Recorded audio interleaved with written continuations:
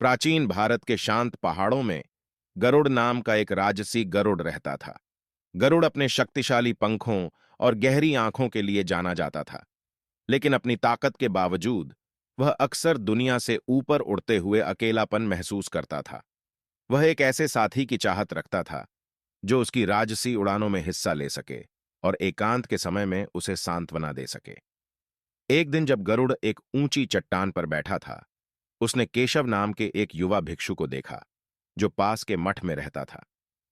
केशव अपनी बुद्धिमत्ता और दयालुता के लिए जाने जाते थे और उन्होंने अपना अधिकांश समय शांतिपूर्ण पहाड़ों में ध्यान करते हुए बिताया। गरुड़ भिक्षु की शांति से प्रभावित हुए और उन्होंने उनसे संपर्क करने का फैसला किया। गरुड़ शालीनता से केशव के पास उतरा और बोला, महान भिक्षु, मैं गरुड़ चील हूं और मैं अक्सर विशाल आकाश में अकेलेपन का बोझ महसूस करता हूं। क्या आप मेरे साथी बनने और मेरे साथ अपना ज्ञान साझा करने पर विचार करेंगे?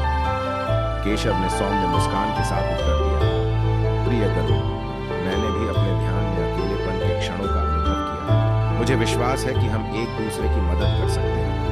आप अपनी राह मुझे ऊपर से और मैं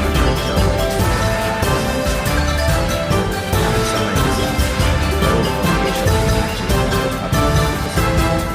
गरुड़ केशव को विस्मयकारी उड़ानों पर ले जाता था और उसे एक बाज के दृष्टिकोण से दुनिया दिखाता था।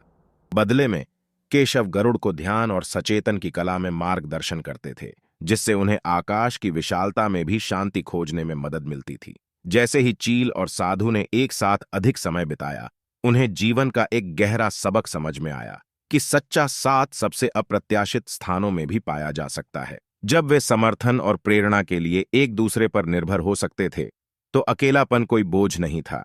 साल बीतते गए और गरुड़ और केशव का साथ क्षेत्र में प्रसिद्ध